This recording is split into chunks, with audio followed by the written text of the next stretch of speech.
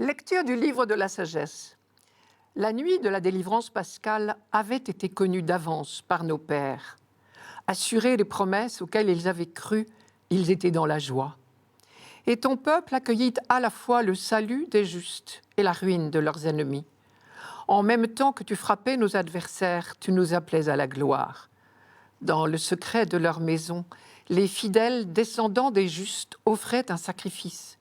Et ils consacrèrent d'un commun accord cette loi divine que les saints partageraient aussi bien le meilleur que le pire. Et déjà, ils entonnaient les chants de louange des pères. Le premier verset de ce texte nous met tout de suite dans l'ambiance. L'auteur du livre de la sagesse se livre à une méditation sur la nuit de la délivrance pascale, c'est-à-dire la nuit de la sortie du peuple d'Israël, fuyant l'Égypte sous la conduite de Moïse. De siècle en siècle et d'année en année, depuis cette fameuse nuit, le peuple d'Israël célèbre le repas pascal pour revivre ce mystère de la libération opérée par Dieu. Célébrer pour revivre, le mot n'est pas trop fort, car en Israël, le mot célébrer ne signifie pas seulement commémorer. Il s'agit de laisser Dieu agir à nouveau, de s'engager soi-même dans la grande aventure de la libération, dans la dynamique de Dieu, si l'on peut dire. C'est ce que l'on appelle faire mémoire. Cela implique donc de se laisser transformer en profondeur. Nous sommes loin d'un simple rappel historique.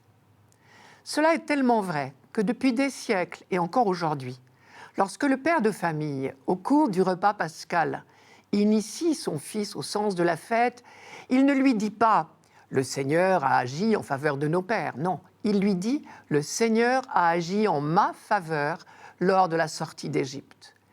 Et les commentaires des rabbins confirment « En chaque génération, on doit se regarder soi-même comme sorti d'Égypte ». Cette célébration de la nuit pascale comporte donc toutes les dimensions de l'alliance vécue par le peuple d'Israël depuis Moïse.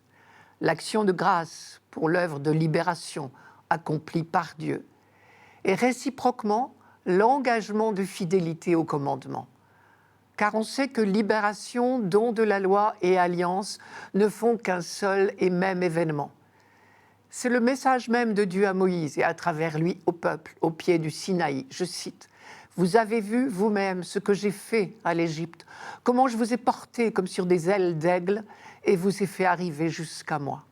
Et maintenant, si vous entendez ma voix et gardez mon alliance, vous serez ma part personnelle parmi tous les peuples, puisque c'est à moi qu'appartient toute la terre.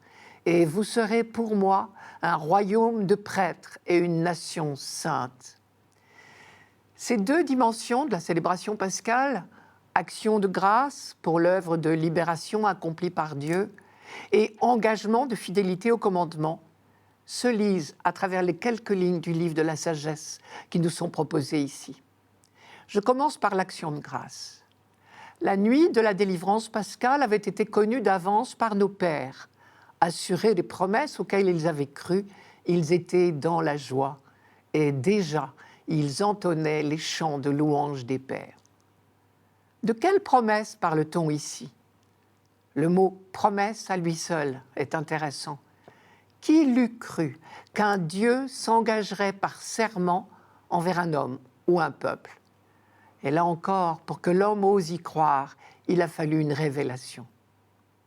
Et pourtant, le récit de la grande aventure des patriarches n'est qu'une succession de promesses, d'une descendance, d'un pays, enfin d'une vie heureuse dans ce pays.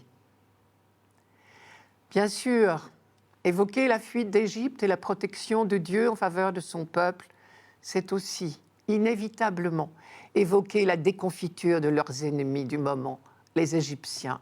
Je cite, « Et ton peuple accueillit à la fois le salut des justes et la ruine de leurs ennemis.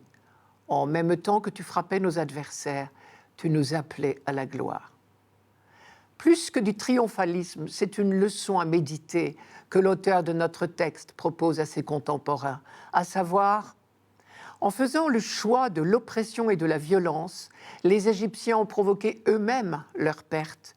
Le peuple opprimé, lui, à bénéficier de la protection du Dieu qui vient au secours de toute faiblesse. Sous-entendu, à bon entendeur, salut. La lumière que Dieu a fait briller sur nous au temps de notre oppression, il la fera tout aussi bien briller sur d'autres opprimés.